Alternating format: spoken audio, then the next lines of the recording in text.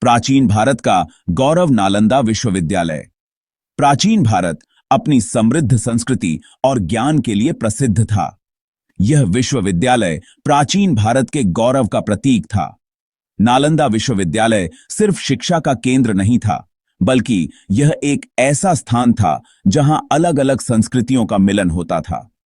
आज हम नालंदा विश्वविद्यालय के खंडहरों में उस शानदार अतीत की झलक देख सकते हैं। नालंदा विश्वविद्यालय की स्थापना 5वीं शताब्दी में गुप्त सम्राट कुमारगुप्त प्रथम ने की थी। यह विश्वविद्यालय बिहार राज्य में स्थित था। नालंदा उस समय दुनिया का सबसे बड़ा और सबसे प्रसिद्ध विश्वविद्यालय था। नालंदा विश्वविद्यालय का परिसर बहुत बड़ा और भव्य था। यहां अनेक इमारतें, मंदिर, विहार और लाइब्रेरी थे। मुख्य मंदिर भगवान बुद्ध को समर्पित था, जो अपनी कला और खूबसूरती के लिए प्रसिद्ध था। विश्वविद्यालय में एक बहुत बड़ी लाइब्रेरी थी, जिसे धर्मगंज कहते थे। धर्मगंज में लाखों की संख्या में किताबें थीं, जो अलग-अलग विषयों पर थीं। नालंदा विश्वविद्यालय अपनी भव्यता और उत्कृष्टता के लिए प्रसिद्ध था। यह विश्वविद्यालय ज्ञान का एक ऐसा केंद्र था जहां दूर-दूर से लोग आते थे।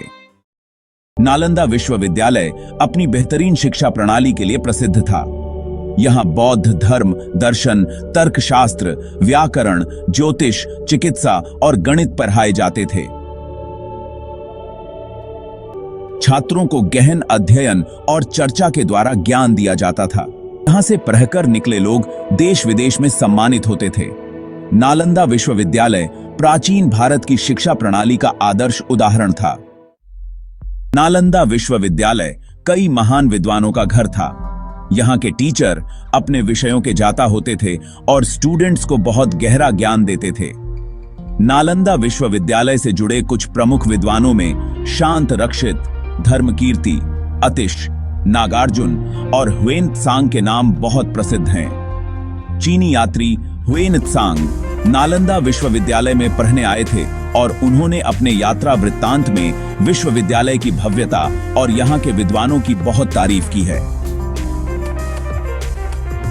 नालंदा विश्वविद्यालय के विद्वानों ने कई विषयों पर किताबें लिखी, जो आज भी ज्ञान का महत्वपूर्ण स्रोत हैं। इन विद्वानों ने अपने ज्ञान से न केवल भारत बल्कि पूरी दुनिया को प्रभावित किया। 12वीं शताब्दी के अंत तक नालंदा विश्वविद्यालय का पतन शुरू हो गया था। इसके पीछे कई कारण थे, जिनमें राजनीतिक अस्थिरता और विदेशी आक्रमण मुख्य थे। तुर्क आक्रांता बख्तियार खिलजी ने नालंदा विश्वविद्यालय पर हमला करके इसे तबाह कर दिया।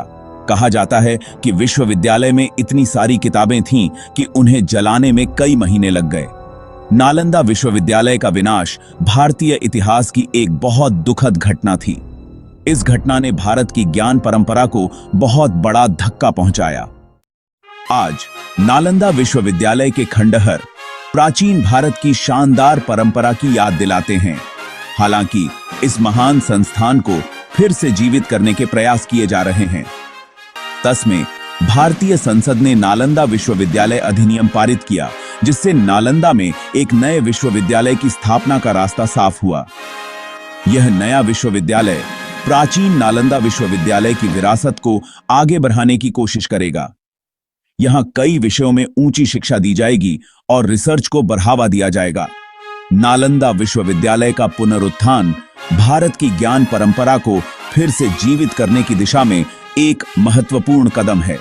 यह विश्वविद्यालय एक बार फिर से ज्ञान का केंद्र बनने की राह पर चल पड़ा है।